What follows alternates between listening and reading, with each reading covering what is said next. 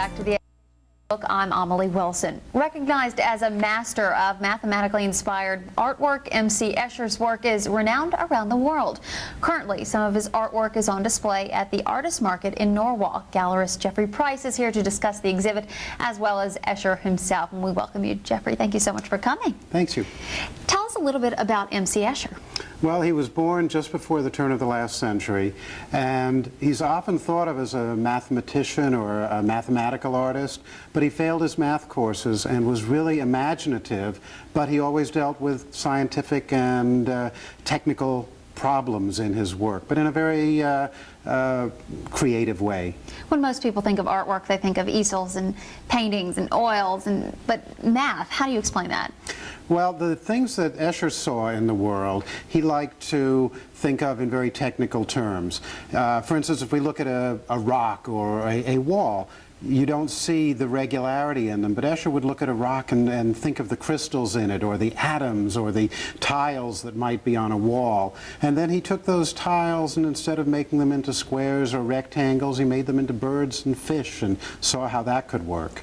What kind of medium did he use? Well, he was a printmaker, and people think of prints very often as reproductions, but he was a printmaker in the same way that the Japanese artists made woodblock prints, or Rembrandt made his prints by carving a block of wood or working on a stone and then printing it, much like a child might print a rubber stamp. And he worked in a little home studio, never had a big gallery network or anything like that. So he produced these handmade prints all by himself, and then ended up becoming incredibly famous. And tell us a little bit about his rise to fame. Well, it started in two different fronts. First of all, the scientists saw it, and they, what can you do for an illustration in a book about geometry or a book about physics? Well, Escher's prints have that technical side, so the scientists and the mathematicians caught on to his work very early on. That's how my father saw his work first, because he was a scientist. And then you had another group of people, the hippies in San Francisco, saw them and they said, wow, this is really far out. Psychedelic, right? Yeah. So you had the scientists and you had these people just looking for something unusual. And now, of course, the hippies grew up and they can afford to own an original Escher print. And talking about owning, I mean, how much would something run these days? I mean, he's so... Well, when Escher started selling his own prints, you could buy them much like you'd find limited edition prints today, the equivalent of $25 or $100.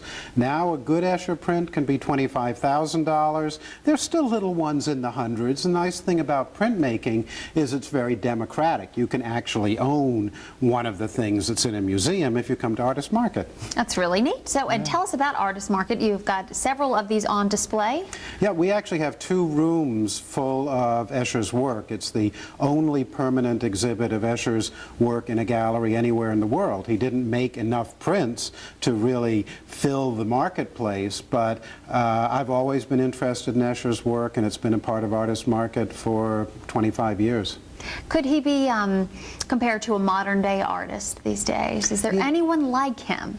You know, I don't see parallels in art that much. Somebody like Buckminster Fuller, maybe, somebody who's really grappling with how things work and how do we see the world. But he felt himself that he was all alone in what he was doing. It was actually kind of a lonely life for him, and he did something that nobody else was doing.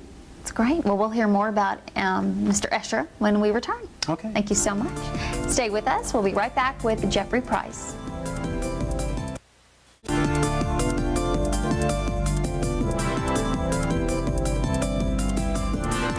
Back to the Education Notebook here on News 12 Connecticut. I'm Amelie Wilson, and today we're learning more about the artist MC Escher. Original prints of his work are currently on display at the Artist Market here in Norwalk. Talking with us now is gallerist Jeffrey Price. Thank you again for joining us. Thank you, Amelie. So you have a permanent collection, 2 full rooms.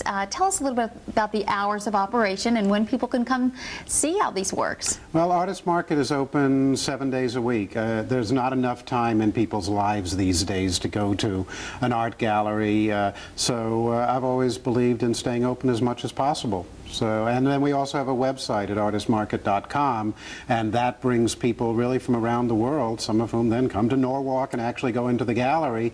But because of the wonders of the web, we've been able to show Escher's work all over the world. That's wonderful. I know it's probably gaining popularity, you know, even though he would have been 105 if he was still alive now, but still so popular even today. You know, if you looked at it on a graph, he's been becoming more and more popular over the last 50 or 60 years. It just keeps growing.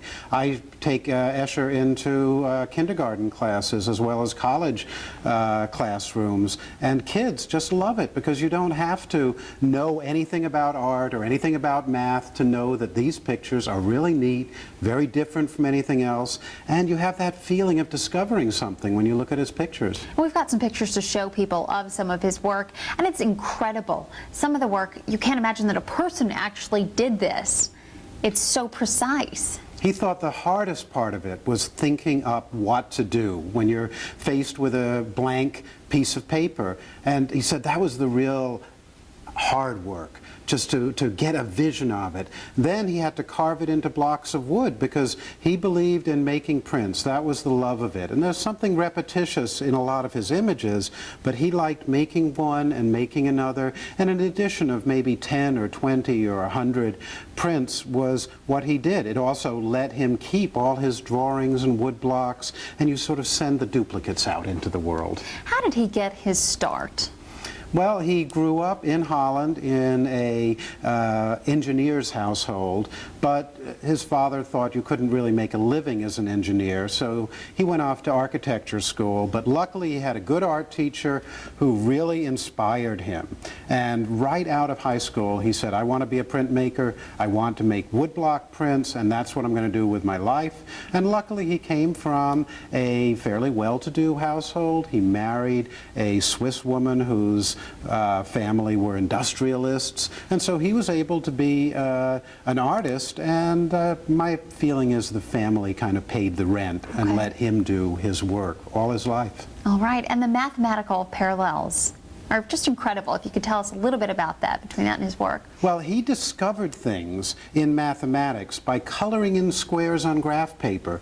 That was his way of doing math, not with numbers, not with theorems, but by making patterns. And by making these patterns with colored pencils on graph paper, he was able to do cutting-edge mathematics that it took people in colleges and professional mathematicians years to catch up with, things like color symmetry and, you know, fancy mathematics, but with pencils and graph paper. Wow. M.C. Escher, an amazing artist. Yeah. And of course, as we said, you can check all this out at your gallery. What are the days and times that you're open again? 9 to 5 during the week, Sunday 12 to 4, and the hours and directions are at artistmarket.com. Right here in Norwalk. Yeah. Okay, thank you so much, Jeffrey. Thank you, Fascinating, Emily. and hope that a lot of people will get out and enjoy this beautiful display. I hope so too. It'll be there all summer. Great. Sounds good. Thank you. Well, coming up on the Education Notebook, you'll learn how to take perfect pictures every time. We'll explain.